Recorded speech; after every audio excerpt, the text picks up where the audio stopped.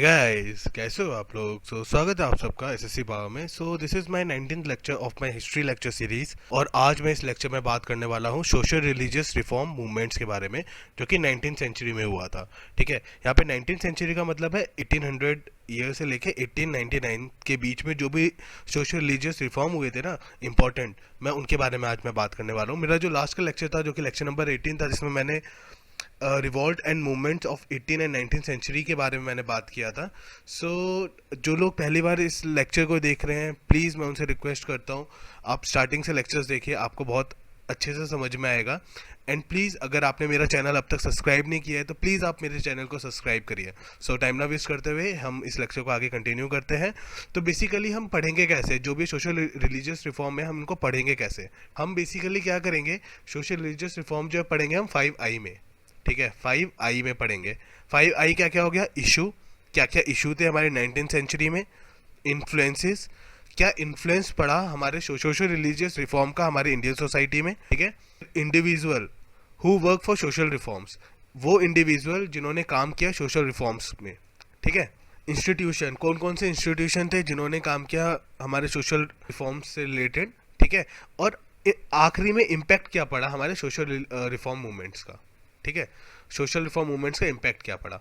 तो हम ये 5I लेके हम पढ़ेंगे। सबसे पहले इशू पढ़ेंगे, फिर इन्फ्लुएंस पढ़ेंगे, फिर इंडिविजुअल, कौन कौन से इंडिविजुअल थे इन्होंने काम किया, फिर इंस्टीट्यूशन के बारे में पढ़ेंगे। बेसिकली हम इंडिविजुअल और इंस्टीट्यूशन एक साथ ही पढ़ेंगे। ठीक है, और इम्पैक्ट, कि क्या इम्पैक्ट पड़ा फाइनली। ठीक है, कुछ फ़ायदा हुआ नहीं हुआ, कुछ रिफॉर्म आए नहीं आए, सोशली हुआ कि नहीं हुआ, हम उसके बारे में पढ़ेंगे। ठीक है, चले हम बात करते हैं सबसे पहले issue of 19th century society in India. ठीक है, क्या क्या इशू थे हमारे 19th सेंचुरी में, ठीक है, हमारे इंडिया के सोसाइटी में। ठीक है, क्या उन कौन से इश्यूज थे। तो बेसिकली देखो, दो टाइप की प्रॉब्लम हुआ करती थी। एक होती थी हमारी जनरल प्रॉब्लम, ठीक है, जो पूरी की पूरी हमारी इंडियन सोसाइटी से रिलेट करती थी। मतलब ये जनरल प्रॉब्लम हर एक की प्रॉब्लम होगी। ठीक है, कोई कम्युनिटी वाइज डिसाइडेड नहीं होगा कि भाई नहीं ये लोअर कास्ट की प्रॉब्लम है, या ये अपर कास्ट की प्रॉब्लम है, या ये क्षत्रियास की प्रॉब्लम है, ऐसा कुछ नहीं था। ठीक है, मतलब जनरल प्रॉब्लम है, ये सबकी प्रॉब्लम थी, पूरी इंडियन सोसाइटी की प्रॉब्लम हुआ करती थी। ठीक है, और दूसरी चीज़ क्या है, स्पेसिफिक प्रॉब्लम, जो कुछ स्पेसिफिक कम्युनिटी से रिलेटेड वो प्रॉब्लम होंगी। तो बेसिकली दो टाइप के इश्यूज थे, एक जनरल इशू था, एक स्पेसिफिक इशू था। ठीक है, जिस वजह से हमारा सोशल रिलीजियस रिफॉर्म जो है वो आए। ठीक है, और लोगों ने काम किया उससे रिलेटेड। ठीक है, चले अगर हम बात करते हैं जनरल प्रॉब्लम्स की, तो जनरल प्रॉब्लम्स कौन कौन सी थी। एक तो सुपरस्टिशन एंड सुपरस्टिशियस। ठीक है, तो लोग क्या थे, बहुत ज़्यादा सुपरस्टिशन में बिलीव रखते थे। ठीक है, इन सब में बिलीव रखते थे उस टाइम की। तो एक ये प्रॉब्लम हुआ करती थी, जो एजुकेशन थी हमारी वो आउटडेटेड थी। जो हमारी लोकल एजुकेशन थी, मतलब हिंदू के लिए थी। ठीक है, और हमारे मुस्लिम की अलग जो मदरसा जो होता था, और हमारे हिंदुओं का जो पाठशाला हुआ करती थी, उसमें बहुत ज़्यादा एजुकेशन जो होती थी ना, बहुत आउटडेटेड थी, बहुत पुराने ज़माने से बस वो चलती आ रही थी। ठीक है, तो एक ये भी एक प्रॉब्लम था हमारे इंडियन सोसाइटी के अंदर। ठीक है, वुमेन सती का प्रॉब्लम था, सती सिस्टम हमारे यहाँ चलता था। चाइल्ड मैरिज हमारे यहाँ एक बहुत बड़ी प्रॉब्लम हुआ करता था। विडो प्रॉब्लम हमारे यहाँ था। ठीक है, मतलब विडो रीमैरिज नहीं हुआ करता था। ठीक है, पॉलीगेनी था, कि मतलब देखो दो टाइप होता है, एक होता है पॉली एंड्री, एक होता है पॉलीगिनी। पॉली एंड्री का मतलब होता है एक से ज़्यादा हस्बैंड रखना। ठीक है, और पॉलीगिनी का मतलब होता है एक से ज़्यादा वाइफ रखना। ठीक है, और पॉलीगैमी का मतलब होता है एक से ज़्यादा शादी करना। ठीक है, तो बेसिकली यहाँ पे पॉलीगिनी की प्रॉब्लम हुआ करती थी, एक से ज़्यादा वाइफ्स रहते लोग रखते थे पहले। ठीक है, पर्दा सिस्टम था, एजुकेशन बहुत ज़्यादा आउटडेटेड था, सोशल राइट्स नहीं मिलते थे, मतलब इक्वल राइट्स नहीं मिलते थे वुमेन्स और मेंस को। ठीक है, आदमी और औरत के लिए इक्वल राइट्स नहीं था। फीमेल इन्फेंटिसाइड्स बहुत ज़्यादा होता था, अगर अगर कोई लड़की पैदा हुई है तो उसको मार दिया करते थे। अनटचेबिलिटी तो हद से ज़्यादा था। ठीक है, प्रीस्ट का रोल भी एक तरीके से प्रॉब्लम हुआ करता था, वो मतलब अपने आप को बहुत ज़्यादा सुपीरियर मानते थे। ठीक है, और जो भी वहाँ के कस्टम और ट्रेडिशन चल रहे थे ना, जो पुराने ज़माने से चल रहे थे, तो वो सब एक ये जनरल प्रॉब्लम के अंदर आ जाता है। तो दीज आर द प्रॉब्लम जिसकी वजह से जो इम्प्रूव करना चाहते थे हमारे जो भी इंडिविजुअल्स है, जो भी इंस्टीट्यूशन था, जो कि काम करना चाहते थे किसमें, सोशल रिलीजियस रिफॉर्म में, उसको मॉडर्नाइज करना चाहते थे बेसिकली। ठीक है, चले अब स्पेसिफिक प्रॉब्लम कौन कौन सी थी। ये तो जनरल प्रॉब्लम हो गई, अब स्पेसिफिक प्रॉब्लम्स कौन सी थी। जैसे अपर कास्ट सिस्टम में, अपर कास्ट हिंदू में क्या होता था, सती विडो। ठीक है, अगर किसी का हस्बैंड मर जाता था तो फिर उसको सती बोलते थे और उसको जला दिया करते थे। ठीक है, तो एक तरीके से सती विडो, जो भी विडो थी, ठीक है, उसको सती कर दिया करते थे। सती मतलब जला देना, ठीक है। तो सती विडो जो थी वो प्रॉब्लम किस में थी, वो अपर कास्ट हिंदू में प्रॉब्लम हुआ करती थी। वेस्टर्न इंडिया के अंदर प्रॉब्लम क्या थी, वो थी चाइल्ड मैरिज, ठीक है। बच्चे में छोटे में ही शादी करा देते थे। जो भी हमारा वेस्टर्न इंडिया था वहाँ पे क्या प्रॉब्लम थी, चाइल्ड मैरिज की थी, ठीक है। मुस्लिम वुमेन्स में क्या प्रॉब्लम थी, वो थी पर्दा सिस्टम।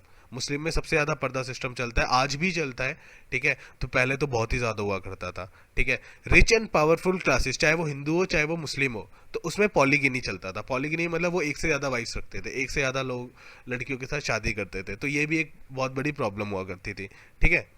मतलब ये एक तरीके से प्रॉब्लम है ना, कि आज के टाइम पे अगर हम सोचेंगे कि एक से ज़्यादा वाइफ्स रखना, तो डेट इज़ नॉट गुड, ठीक है, एक्चुअली। तो वही चीज़ें प्रॉब्लम था। अब आज हम मॉडर्नाइज हो चुके हैं, पहले हम मॉडर्नाइज नहीं थे, ठीक है। तो जो भी रिच और पावरफुल क्लासेस था वो क्या करता था, वो रखते थे एक से ज़्यादा शादी। तो ये एक तरीके से गलत है, तो ये एक प्रॉब्लम था, ठीक है, ये एक इशू था, ठीक है। और जो हमारी लोअर कास्ट पीपल्स थे ना, वो अनटचेबिलिटी से सफ़र कर रहे थे। मतलब छुआछूत से वो लोग बहुत ज़्यादा सफ़र कर रहे थे, ठीक है। अब क्या ये जितने भी सोशल रिलीजियस रिफॉर्म आए ना हमारे यहाँ, ठीक है, उससे क्या इन्फ्लुएंस हुआ हमारे इंडियन सोसाइटी में। देखो, इंडियन सोसाइटी उतना तो मॉडर्नाइज नहीं हुआ, पर लेकिन थोड़ा बहुत मॉडर्नाइज हुआ। वो साइंटिफिकली सोचने लगा, ठीक है। पहले वो ट्रेडिशनली सोचता था, अब वो साइंटिफिकली सोचने लगा, लॉजिकली सोचने लगा, ठीक है। पहले वो लॉजिकली नहीं सोचता था, वो सोचता था कि जो हमारे पूर्वज ने कहा है वो ठीक का होगा, और वैसे ही फॉलो करता था, ठीक है। बट अब आफ्टर दिस मूवमेंट, जब ये सब मूवमेंट्स आए, तब उसके बाद वो लॉजिकली सोचने लगा, ठीक है। जो भी वेस्टर्न पॉलिटिकल लिबरल थॉट्स थे, ठीक है, वो उनको फॉलो करने लगा। जैसे लिबर्टी, इक्वलिटी, फर्टिनिटी, इनके बारे में जानने लगा कि नहीं ये इनका रियल में मतलब क्या है, ठीक है। ये सब हमारे वेस्टर्न पॉलिटिकल थॉट्स थे, ठीक है। तो उनको जब बताया गया, हमारे जितने भी रिफॉर्मर्स थे, इंडिविजुअल थे जो काम कर रहे थे, उन्होंने ये जो आइडियोलॉजी है ये लेके सामने लेके आए, और लोगों को पता चला कि रियल मीनिंग क्या है लिबर्टी का, इक्वालिटी का एंड फर्टिनिटी का, ठीक है। वो चीज़ें समझ में आने लगा उन लोगों को, ठीक है। और बाकी की ये जो आइडियाज़ थे, ये जो लोग जो करते थे, वो आते कैसे थे, ठीक है, उनके पास। देखो, एक तो क्या करते हैं लोग, वेस्टर्न एजुकेशन लेना स्टार्ट कर दिए थे। मॉडर्न वेस्टर्न एजुकेशन के थ्रू आने लग गया था, क्रिश्चियन मिशनरीज के थ्रू आने लग गया था। कई लोग जो क्रिश्चियन में ट्रांसफ़र हो गए थे या फिर क्रिश्चियन मिशनरीज में पढ़ने जाते थे, वहाँ पे उन लोगों को ये चीज़, क्योंकि उनका उनका थॉट ही यही था, ठीक है। वो लोग तो ब्रिटिशर्स थे ना, तो वो लोग तो अच्छा ही समझाएंगे, तो यहाँ से वो लोग सीख के आते थे, उनको पता चला, ठीक है। मॉडर्न इंस्टीट्यूट जो भी इस्टेब्लिश किया ब्रिटिश ने, ठीक है, उनसे उनको पता चला चीज़ें अच्छी अच्छी, ठीक है। Modern means of transportation and communication, अब क्या हुआ कि रेल रेल बन गया, ठीक है। रेल वेल बन चुका था उस टाइम तक, तो वहाँ पे अपर कास्ट लोअर कास्ट सब एक साथ ट्रैवल करते थे, तो वहाँ पे कोई छुआछूत नहीं, कुछ नहीं। तो वहाँ पे भी लोग एक तरीके से ये भी हेल्प किया, ठीक है। ट्रांसपोर्टेशन कम्युनिकेशन भी हेल्प किया एक साथ, ठीक है। Newspaper, book, general, story book, poems, novels and other literature, ये सब भी हमारे इस सोशल रिलीजियस रिफॉर्म में ये चीज़ें भी हमारी हेल्प किया इन लोगों ने, इन सब चीज़ों में। कोई आर्टिकल लिखते थे, ठीक है, तो बुक में लिखते थे, न्यूज़पेपर में लिखते थे, जनरल में लिखते थे, स्टोरी बुक्स में कहानी की तरह समझाया करते थे, ठीक है। तो ये सब चीज़ें थी जिसकी वजह से मतलब हमारे बहुत पॉजिटिव रिस्पॉन्स रहा हमारे इंडियन सोसाइटी में। मतलब उतना पॉजिटिव नहीं बोलूँगा मैं, पर हाँ, मतलब पॉजिटिवली रहा, और लोग पॉजिटिवली मॉडर्न होते जा रहे थे, और वो समझते जा रहे थे, ठीक है। उनको चीज़ें पता चलने लग गई थी, ठीक है। अब वो ऐसा नहीं था कि बहुत ज़्यादा कट्टर ट्रेडिशनल टाइप के थे, ऐसा नहीं था, ठीक है, आफ्टर दीज मूवमेंट्स, ठीक है। अब हम बात करते हैं कि कौन कौन से इंडिविजुअल थे या फिर इंस्टीट्यूशन था जिन्होंने काम किया किस चीज़ में, सोशल रिफॉर्म में। Individual and institutes who work for social reforms, देखो ऐसे तो बहुत सारे हैं जिन्होंने काम किया है, ठीक है। यहाँ पे मैं कुछ इंपॉर्टेंट रख रहा हूँ, जिसमें जो जैसे जनरली क्वेश्चन आता है, ठीक है, जिससे जनरली क्वेश्चन आता है हमारे एग्जाम में। तो ये इंपॉर्टेंट कौन कौन से, एक थे हमारे राजा राम मोहन रॉय, ठीक है।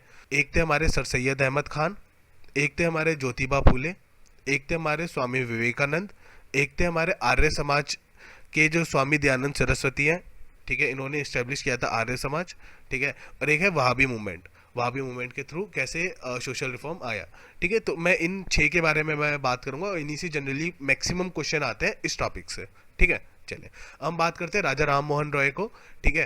राजा राम मोहन रॉय ने क्या स्टार्ट किया था, ब्रह्मो समाज स्टार्ट किया था, अभी मैं बताऊंगा आगे कहानी में, ठीक है। देखो, राजा राम मोहन रॉय को हम बोलते हैं father of modern India. Raja Ram Mohan Roy known as father of modern India and got a title of Raja from the Mughal king Akbar II.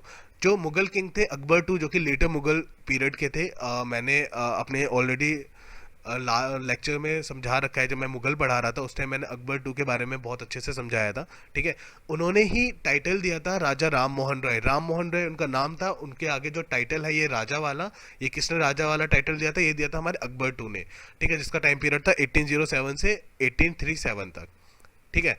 अब जो हमारे राजा राम मोहन रॉय थे, ये इन्फ्लुएंस किस किस चीज़ से हुए थे, ठीक है, किस किस चीज़ से उनको इतनी पॉजिटिव थिंकिंग आई, इतनी मॉडर्नाइजेशन, मतलब इतना मॉडर्न, ये चाहते थे कि मतलब हमारा जो इंडिया है वो मॉडर्न हो जाए, ठीक है, इतनी मॉडर्न थिंकिंग आई इनकी। तो क्या क्या चीज़ें थी जिनसे वो इन्फ्लुएंस हुए? देखो, एक तो था हमारा ऋग्वेदा एंड उपनिषद। इन्होंने ऋग्वेदा उपनिषद पढ़ा, ठीक है।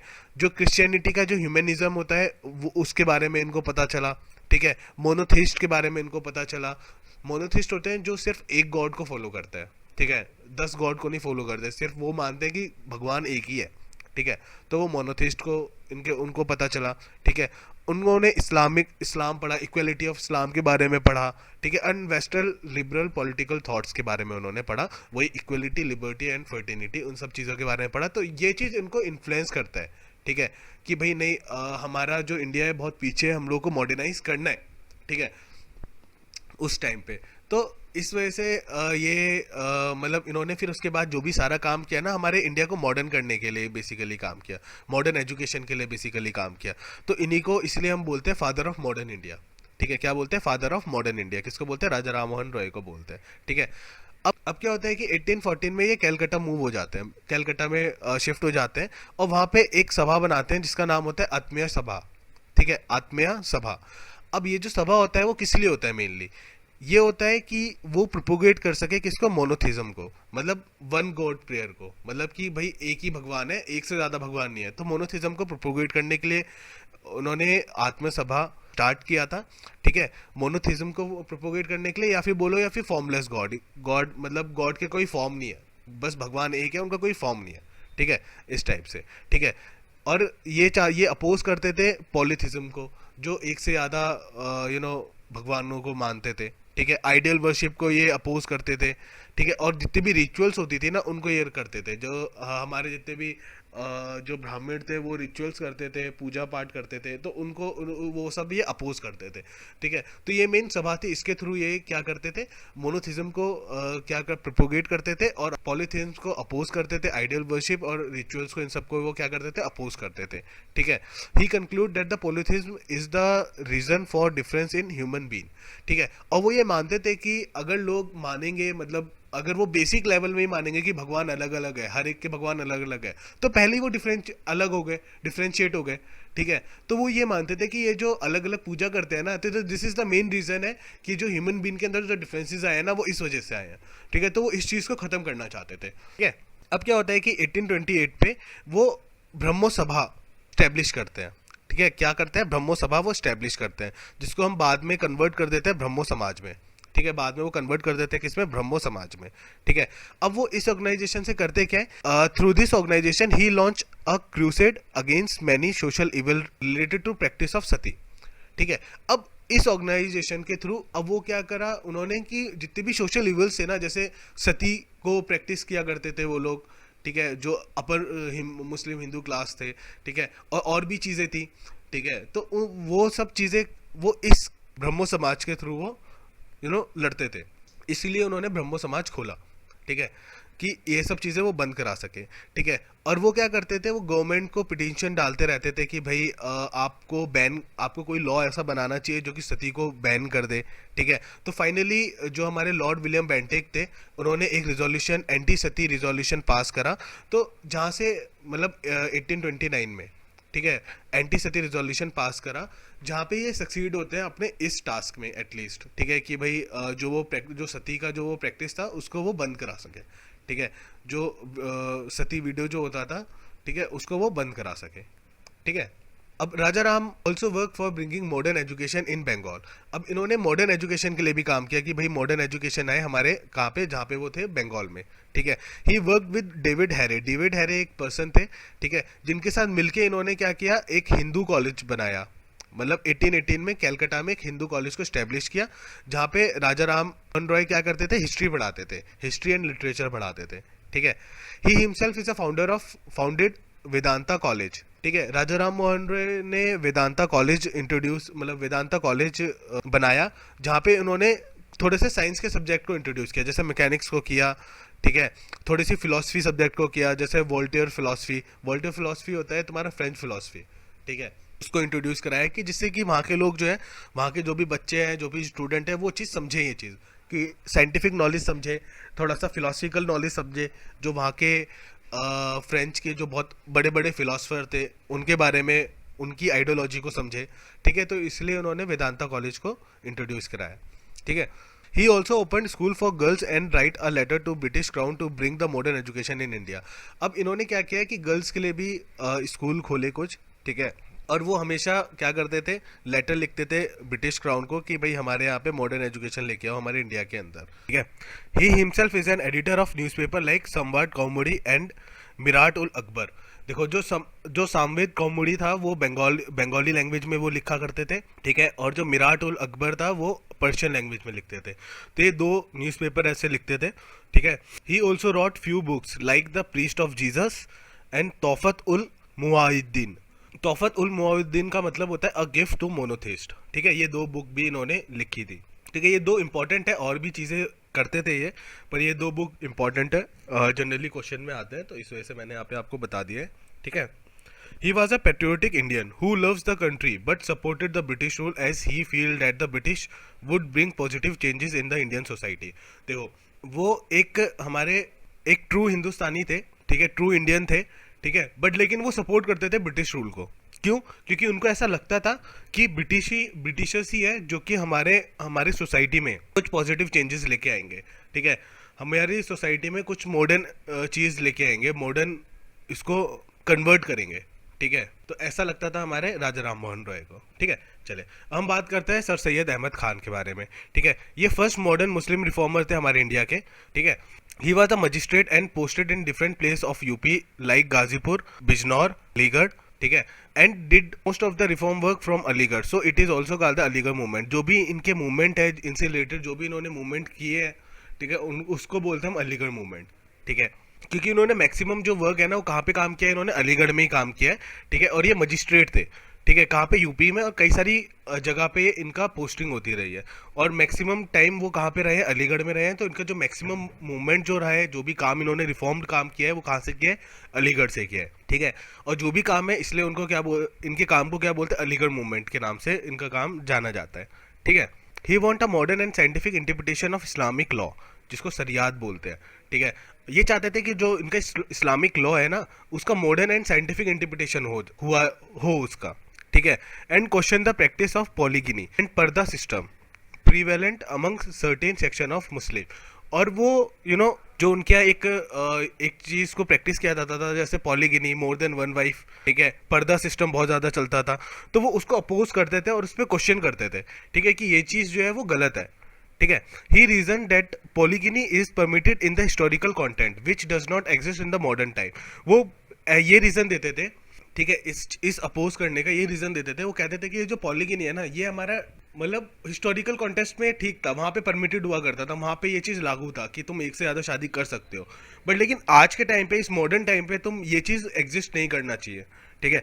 ये उनका रीज़न हुआ करता था इस चीज़ के लिए, ठीक है। Sir Syed established a scientific literary society in 1867. Through this society, he translates scientific articles of Europe in Urdu language. ठीक है। अब सर सैयद अहमद खान ने क्या किया, एक साइंटिफिक लिटरेरी सोसाइटी को स्टैब्लिश किया, कब 1867 पे, ठीक है, जिसके थ्रू ये क्या करते थे, जितने भी यूरोप के आर्टिकल्स है ना, जो भी ब्रिटिशर्स जो वहाँ के फिलोसफर जो लिखते थे, ठीक है, जो भी साइंटिफिक आर्टिकल्स है, उसको वो उर्दू लैंग्वेज में ट्रांसलेट करते थे। क्योंकि जो यहाँ की लोकल लोग थे, जो लोकल आम आदमी थे, ठीक है, वो लोग अपनी लोकल लैंग्वेज ही जानते होंगे, तो वो उर्दू जाना करते थे। तो इसलिए वो क्या करते थे, इस सोसाइटी के थ्रू वो जो भी साइंटिफिक आर्टिकल्स होते थे यूरोप के, उसको उर्दू लैंग्वेज में ट्रांसलेट किया करते थे, ठीक है। किस सोसाइटी के थ्रू, साइंटिफिक लिटरेरी सोसाइटी, ठीक है। In 1875, he established a Mohammedan Anglo-Oriental College, ठीक है, to give modern scientific knowledge and Islamic Indian values, to Muslim. अब इन्होंने क्या किया, 1875 में इन्होंने मोहम्मदीन एंग्लो ओरिएंटल कॉलेज को बनाया, स्टैब्लिश किया। ठीक है, किस लिए कि वो जो भी मुस्लिम है उनको मॉडर्न साइंटिफिक नॉलेज दे सके और इस्लामिक इंडियन वैल्यूज दे सके। ठीक है, मतलब इस्लामिक वैल्यूज दे सके और थोड़ी और उनको मॉडर्न साइंटिफिक नॉलेज दे सके, जो भी उनकी मुस्लिम कम्युनिटी है उनको। ठीक है, बाद में इसी कॉलेज को मोहम्मदीन एंग्लो ओरिएंटल कॉलेज को अलीगढ़ मुस्लिम यूनिवर्सिटी में कन्वर्ट कर दिया गया 1920 में। ठीक है, नाम चेंज कर दिया गया और 1920 में अलीगढ़ मुस्लिम यूनिवर्सिटी में इसको कन्वर्ट कर दिया गया। ठीक है, he also work for a girls education. इन्होंने गर्ल्स एजुकेशन के लिए भी काम किया and open school for them in the same campus. और ये जो कैंपस था ना मोहम्मदीन एंग्लो ओरिएंटल कॉलेज, इसमें उन्होंने गर्ल्स के लिए स्पेशली स्कूल खोला गया सेम कैंपस के अंदर, जहाँ पे गर्ल्स आके पढ़ेंगी। ठीक है, जो मुस्लिम गर्ल्स है, क्योंकि उस टाइम मुस्लिम गर्ल्स को वो लोग पढ़ाने के लिए बिल्कुल नहीं भेजते थे। ठीक है, तो उन्होंने कैंपस के अंदर ही एक स्कूल खोला गर्ल्स, स्पेशली गर्ल्स के लिए, जहाँ पे गर्ल्स जाके पढ़ाई करती थी। He also supported campus education where the student are not only give a bookish knowledge but also training in etiquettes. अब वो एक कैंपस एजुकेशन को सपोर्ट करते थे कि जहाँ पे सिर्फ बुकिश नॉलेज ना हो, बाकी जो है वो एथिकेट्स की भी ट्रेनिंग हो। एथिकेट्स मतलब कि कैसे आपको बात करनी है, इथिक्स से जो रिलेटेड जो ट्रेनिंग होती है वो भी हो। जैसे अगर हम आईएएस बनते हैं, ठीक है, तो जब हम ट्रेनिंग में जाते हैं, लबासना में जाते हैं, तो वहाँ पे हमारी इथिकेट्स की ट्रेनिंग होती है। वहाँ पे हर चीज़ समझाया जाता है कि एक आईएएस को कैसे बिहेव करना है, कैसे उठना है, कैसे बैठना है, पूरी ट्रेनिंग होती है। तो इथिकेट्स की ट्रेनिंग होती है।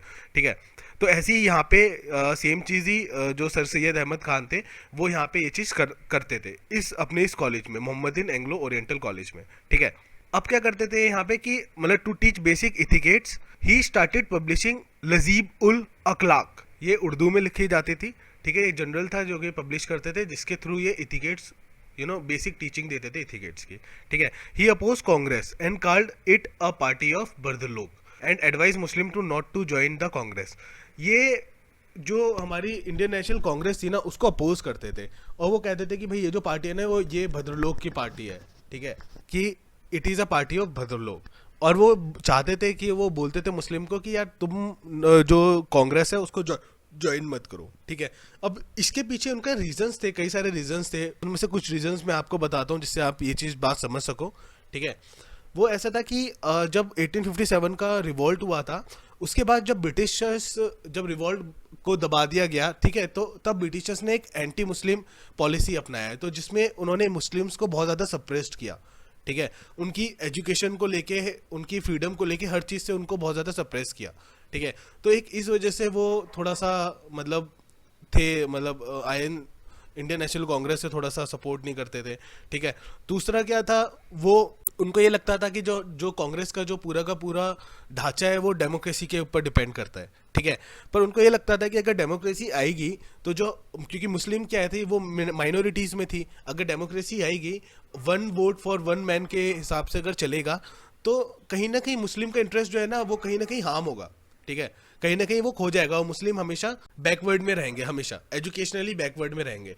तो ये रीज़न था। मतलब ऐसा नहीं था कि वो अंदर से इंडियन नेशनल कांग्रेस से जलते थे, ऐसा कुछ था नहीं। वो बस अपनी मुस्लिम कम्युनिटी को बस आगे बढ़ाना चाहते थे। उनका एक मेन मकसद यही था। वो ये सोचते थे कि मतलब इनके कांग्रेस के होते हुए ऐसा ना हो जाए कि जो हमारी जो मुस्लिम कम्युनिटी है वो बहुत ज़्यादा बैकवर्ड हो जाए, बहुत ज़्यादा एजुकेशनली बैकवर्ड हो जाए और पीछे रह जाए।